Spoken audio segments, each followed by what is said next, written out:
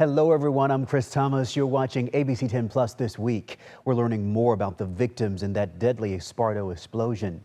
And in dollars and cents, a woman says she spent thousands in maintenance fees on a timeshare she can no longer use, and she's now pleading for a way out. Then we're hitting the back roads. John Bartel takes us to Kings Canyon National Park. ABC 10 Plus this week starts now. We start tonight with new information in that deadly fireworks explosion in Esparto. Officials have now revealed all 7 victims killed in the blast. They are 18-year-old Angel Matthew Voller of Stockton, 33-year-old Carlos Javier Rodriguez Mora of San Andreas, 41-year-old Neil Justin Lee of San Francisco, 28-year-old Joel Jeremias Melendez of Sacramento, 45-year-old Christopher Bocog of San Francisco, 18-year-old Jesus Ramos of San Pablo, and 22-year-old Johnny Ernesto Ramos, also of San Pablo. All 7 men died when the warehouse exploded July 1st, setting off what CAL FIRE called the Oakdale Fire. It burned around 80 acres and destroyed buildings. Residents were evacuated and hazardous materials hampered the emergency response. ABC 10's Becca Habiger joins us live now in Esparto. And Becca, I know some family members have been waiting at the scene for 10 days now for answers. That's right. Chris and Laura, this lot next to the Dollar General is about as close as family members have been able to get to the scene. That's just down the road this way, which has been closed, although today it was reopened to local traffic only. And here in this lot is where family members have posted up, waiting for answers and setting up a memorial. Family members spent time Friday setting up a memorial to the 7 people who died on July 1st. The explosion happened at a fireworks warehouse a mile south of here. Cuando ellos murieron, también me morí yo. Cuando ellos los mataron, también me mataron a mí. Johnny Ramos lost 2 sons. 18-year-old Jesus Ramos, his first day on the job, he and his girlfriend expecting a child, and 22-year-old Johnny Ramos Jr. Mientras no me dijeran exactamente que era ellos, pues yo guardaba también la esperanza, siempre la guardé. He and the Yolo County Coroner's Office tell ABC 10 identifying and differentiating the brothers' remains has been difficult given the amount of DNA they share. The Coroner's Office said they've had to use dental records. Ya hicieron el ADN y pues salieron que sí eran ellos dos. Entonces pues me dolió saberlo pues porque ya la esperanza ya no está. New ABC 10 drone video of the scene Friday shows the property decimated and blackened by fire, with debris that fell into neighboring fields. As ABC 10 has reported, we know the property is owned by a Yolo County Sheriff's Lieutenant, Sam Machado, who lived on scene and lost his home in the explosion and subsequent fire. Now that family members have official word from the coroner that their loved ones have been identified, they want answers on how this happened and who is responsible. And to the community who has offered them food and support, they say thank you. Y que de todo corazón se los agradezco en nombre de mis 2 hijos fallecidos, Jesús Ramos y Johnny Ramos. Muchísimas gracias.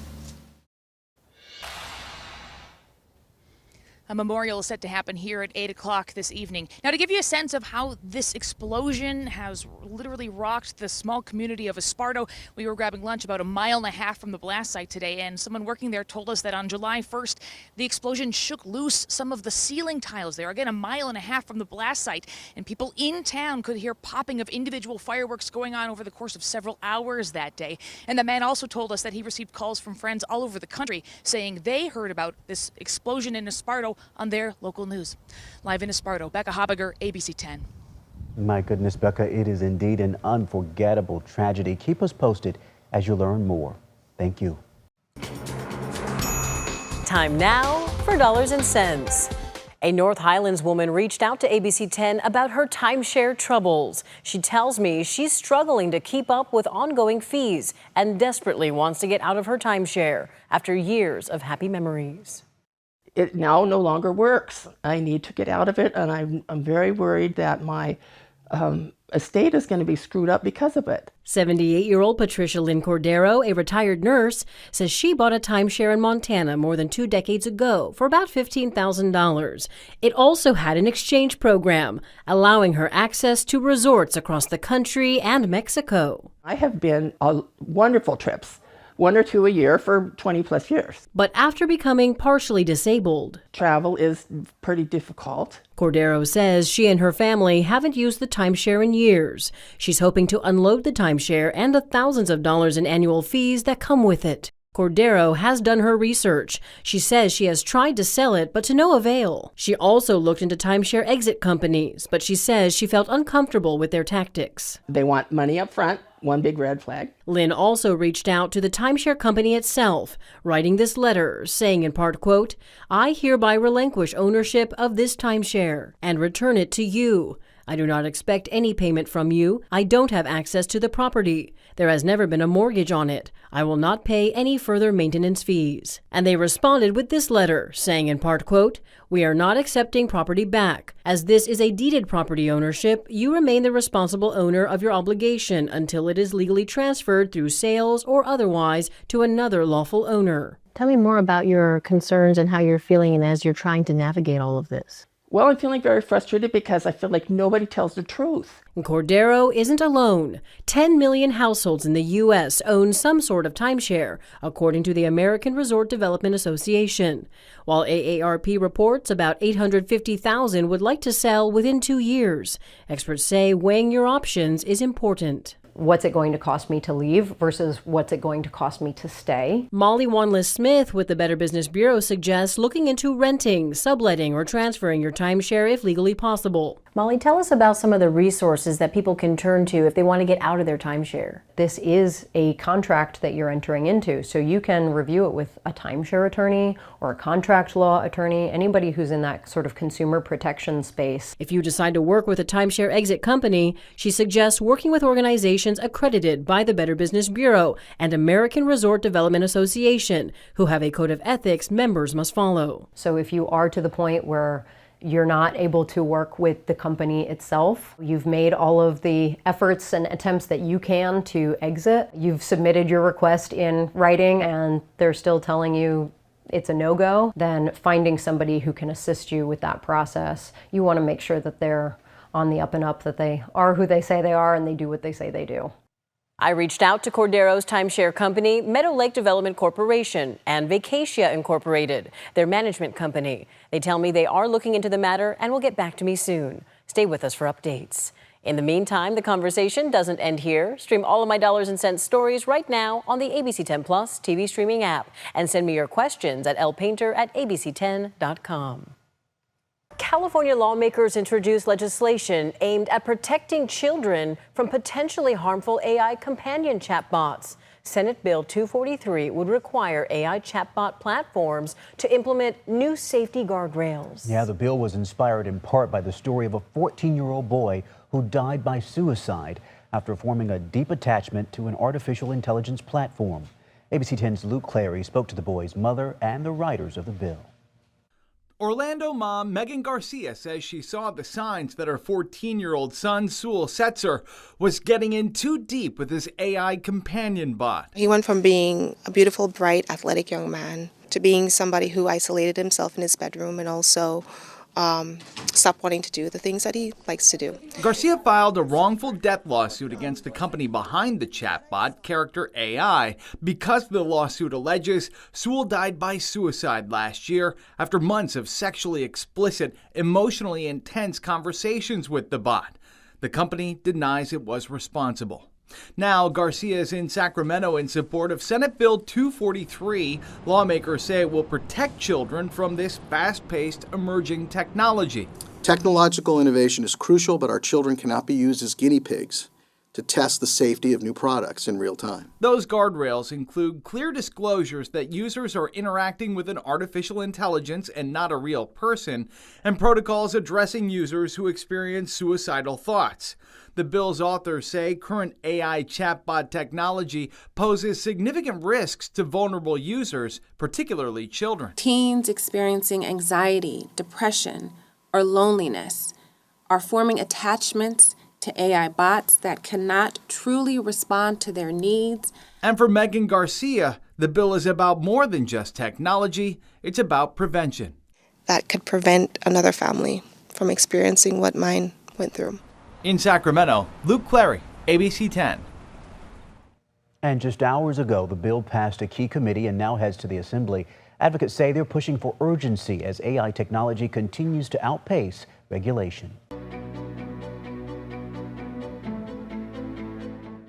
New tonight, a major development in our ongoing investigation, the Wild West of education. Highlands Community Charter and Technical Schools Board of Directors is stepping down. It comes just weeks after a state audit sparked by ABC 10's reporting revealed a serious misuse of public funds and violations of the law. Investigative reporter Andy Judson is live in the studio with the latest.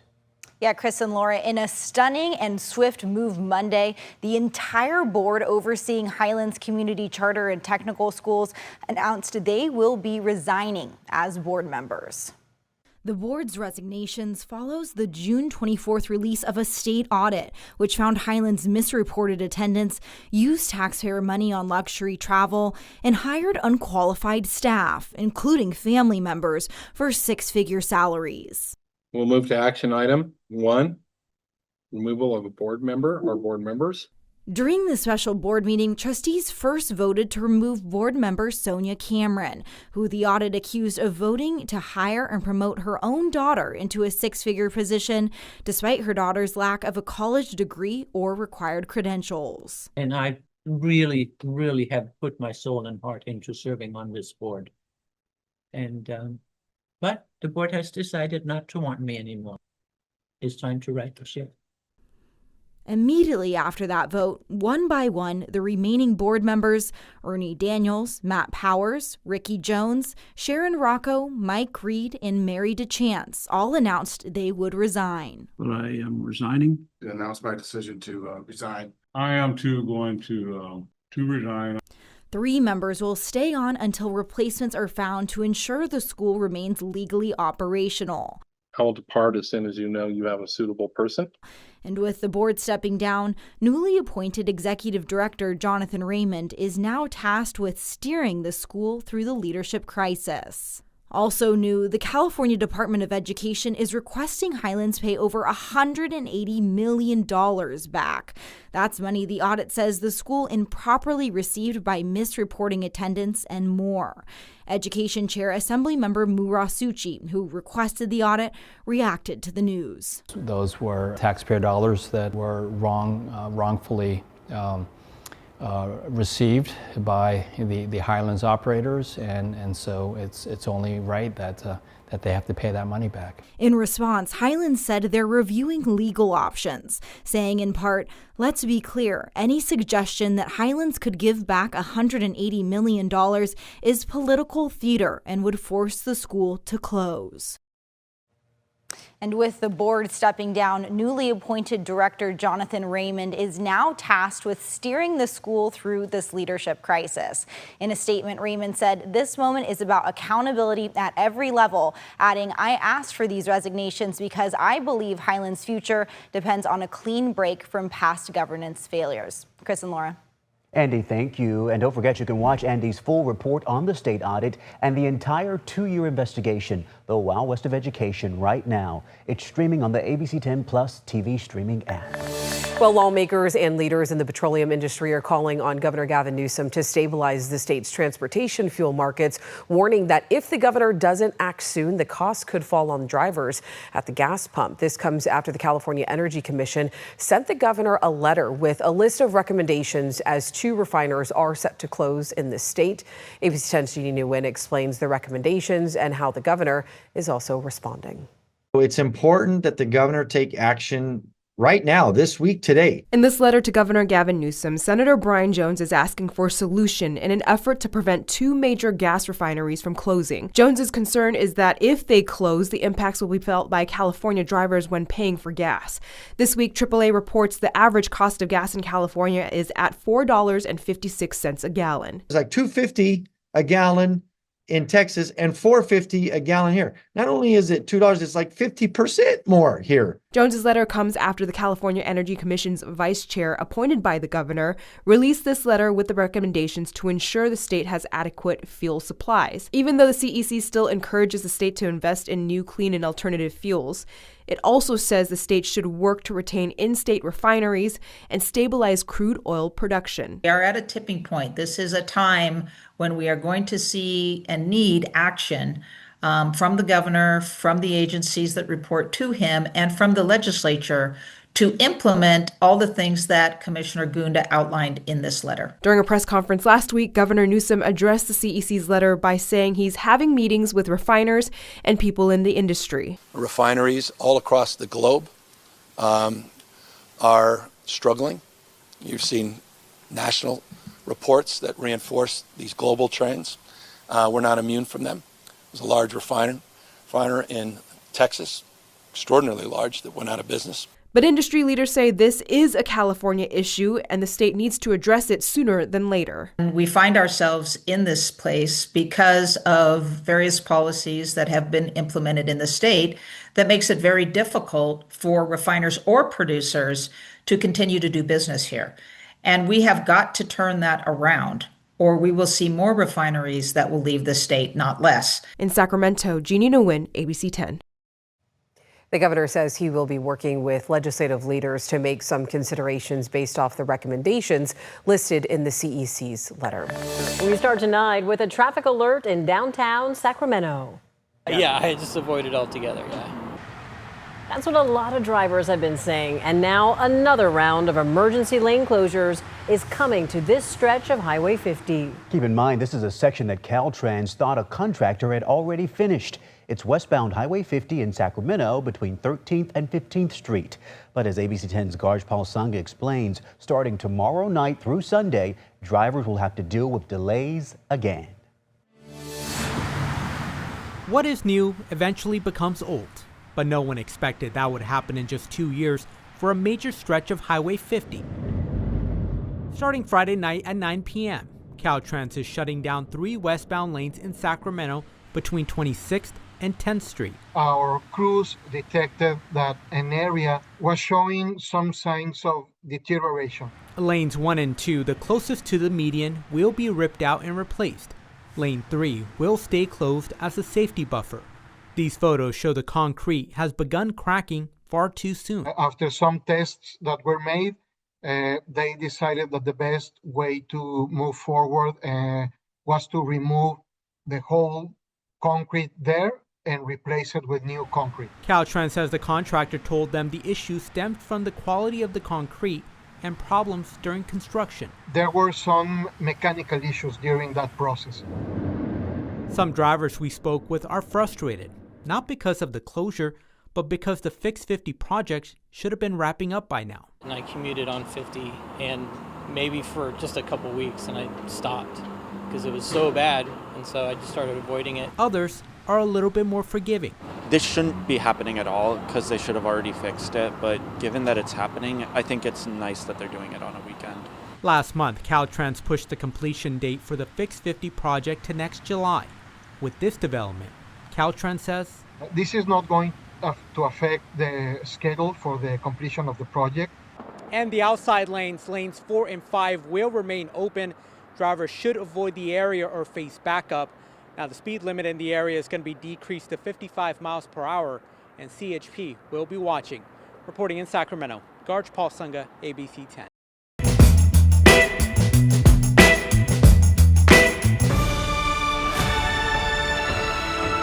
Kings Canyon National Park has some of the steepest and starkest mountains in North America, with numerous peaks over 14,000 feet.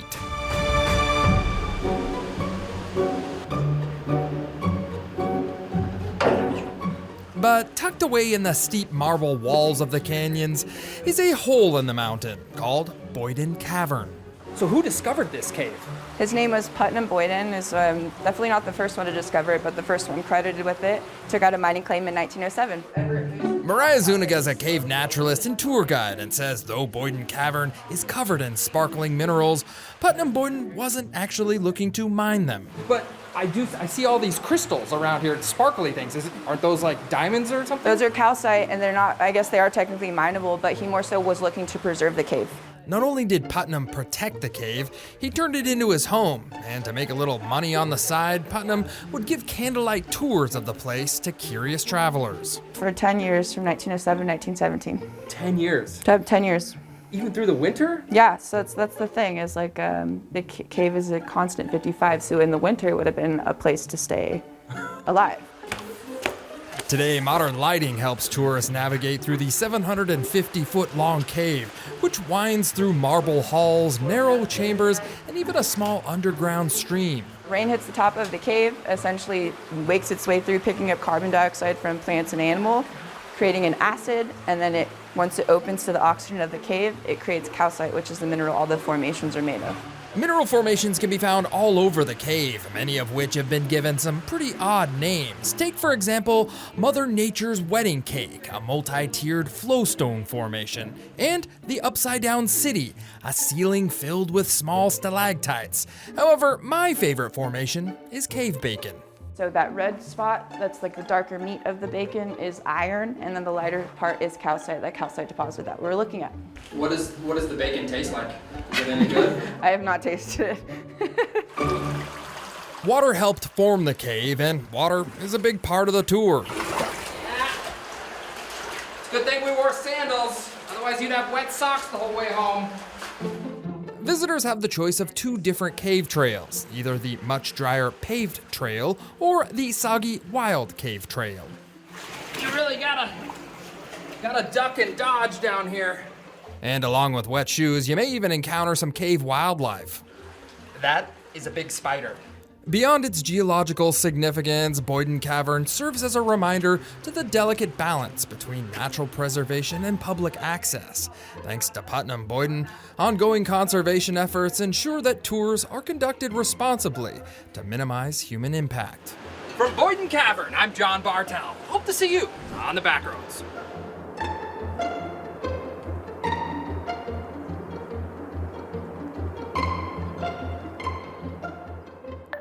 A family in Patterson is desperate to sell their apricots after the company that normally buys their entire crop said they no longer plan to. Yeah, ABC10's Gabriel Porras has a closer look.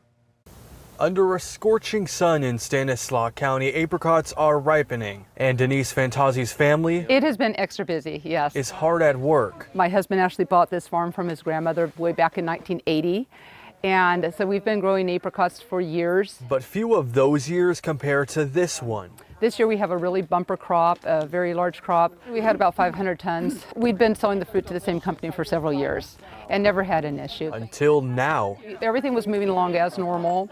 We were speaking to the representative from the company who said the bins would be arriving soon. And when they didn't show up, my husband called and asked what was going on. And we found out actually that part of the company had been sold to another company, and they weren't going to process the apricots. Suddenly, hundreds of tons of ripe fruit and no one to take it. Most of the food processors already have enough of apricots. With the clock ticking, the Fantazis had to branch out. We opened up our orchard to U-pick as well as the pre-picked apricots. They put out the call on social media, hoping someone would answer. All right, thank you. And the community showed up. We just have a small little farm here. It's a little off the beaten path. Sure. But in the last few days, we've had hundreds of people coming in. People Where are you folks from?